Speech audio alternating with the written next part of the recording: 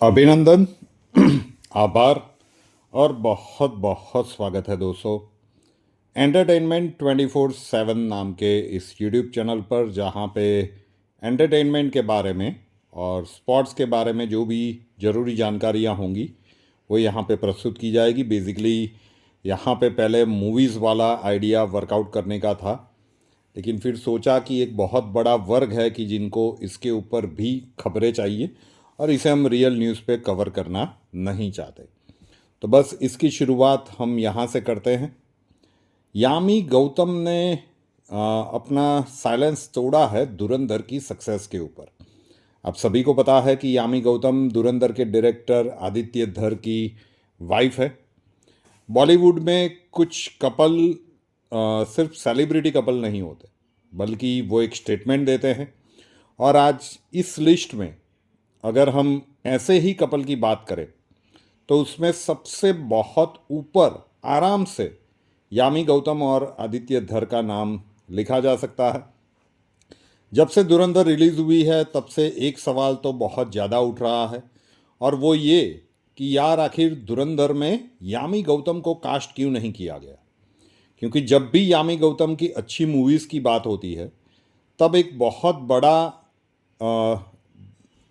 तबका ऐसा कहने लगता है कि इसका तो पति प्रोड्यूसर है, इसीलिए इसको एक के बाद एक मूवीज़ मिलती रहती है। लेकिन आप ज़रा सोचिए कि उसी पति ने अपने कैरियर की शायद सबसे बड़ी मूवी में अपनी ही धर्मपत्नी को चांस नहीं दिया।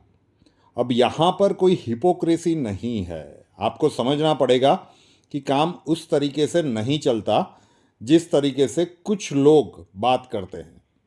नवंबर में यामी गौतम ने अपने फिल्म हक से इस बात को प्रूव कर दिया, वो बार बार प्रूव करती आ रही है कि कंटेंट ड्रिवन सिनेमा में उनकी पकड़ कितनी ज़्यादा स्ट्रांग है। और दिसंबर आते आते आदित्य धर ने धुरंधर के साथ पूरे बॉक्स ऑफिस को हिला के रख दिया है। और अब यामी गौतम का एक स्टेटमेंट सामने आया है जो सिर्फ एक एक्ट्रेस का रिएक्शन नहीं है, बल्कि एक प्रोफेशनल माइंडसेट का रिफ्लेक्शन है। यामी ने खुद इस बात को एक्सेप्ट किया कि जब उन्होंने धुरंधर की स्क्रिप्ट को पढ़ा तो उनका पहला थॉट था कि काश मैं एक लड़का होती। सोच कर देखिए, एक एक्ट्रेस जो इंडस्ट्री में ऑलरेडी अपनी जगह को कंफर्म कर चुकी है, अपनी जगह बना चुकी है और बहुत ही क्लास अदाकारा है, वो ओपनली इस बात को एडमिट कर रही है कि स्क्रिप्ट इतनी ज़्यादा पावरफुल थी कि उसका हिस्सा बनना एक टेम्पटेशन था और वो बहुत ज़्यादा नेचुरल भी था। लेकिन यहीं से यामी गौतम बाकियों से अलग हो जाती है। उन्होंने क्लियरली कहा कि आदित्य अपनी पर्सनल और प्रोफेशनल लाइफ के बीच में एक सॉलिड लाइन ड्रॉ करते हैं, और यामी को ना सिर्फ इस बात की अवेयरनेस है बल्कि इस बात की पूरी पूरी रिस्पेक्ट भी है। नो एंटाइटलमेंट कि भाई मैं डायरेक्टर की वाइफ हूँ वो वाला कार्ड खेलना है। सिर्फ एक सिंपल प्रिंसिपल, जो रोल के लिए बेस्ट फिट है वही वहाँ पर काम करेगा। और यही मैच्योरिटी है जो बॉलीवुड में बहुत रेयर होती जा रही है। यामी ने आगे कहा कि अगर आदित्य को लगे कि किसी और एक्टर का रोल किसी वो सही नहीं है या उनके लिए वो फिट हो रहा है, उनको ज़्यादा सूट हो रहा है, तो उन्हें बिल्कुल कोई प्रॉब्लम कभी भी नहीं होगी। ये अंडरस्टैंडिंग उनके रिलेशनशिप के शुरुआत से ही उनके बीच में क्लियर थी, और इसलिए शायद धुरंधर के क्रेडिट्स में आदित्य धर ने यामी गौतम का नाम स्पेशल थैंक्स के साथ में मेंशन किया है। क्योंकि देखिए, सपोर्ट हमेशा ज़रूरी नहीं है कैमरे के सामने ही हो, लेकिन ज़रूरी ये भी है कि सबसे पहला कंट्रीब्यूशन आप सन्नाटे के साथ एक साइलेंस में भी दे सकते हैं। फिर यामी ने एक बात की इम्पोर्टेंट टॉपिक पर, मैरिज, मदरहुड और कैरियर के बैलेंस की। उन्होंने क्लियरली पॉइंट आउट किया कि एक टाइम था कि जब एक्ट्रेस को शादी और माँ बनने की बात छुपाने के लिए कहा जाता था।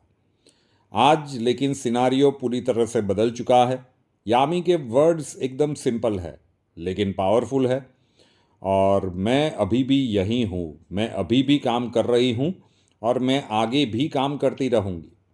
इंडस्ट्री धीरे धीरे वुमन को ये स्पेस दे रही है और वो अपनी पर्सनल लाइफ और कैरियर दोनों को लेकर आगे बढ़ सकती है। यामी ने ऑनेस्टली इस बात को एडमिट भी किया कि वो काफ़ी ज़्यादा लकी है, क्योंकि जब शूट होता है तब उनकी माँ और आदित्य दोनों के लिए मतलब वो बैकबोन बन जाती है। और अब बात करते हैं धुरंधर की। तो 1100 करोड़ का तो वर्ल्ड वाइड कलेक्शन हो चुका है। पुष्पा 2, जवान, पठान, इन सबको तो ये पीछे छोड़ ही चुकी है। और आगे चल के अगर इसी प्रकार का परफॉर्मेंस रहा तो बाहुबली 2 के रिकॉर्ड को भी ये चेस कर रही है।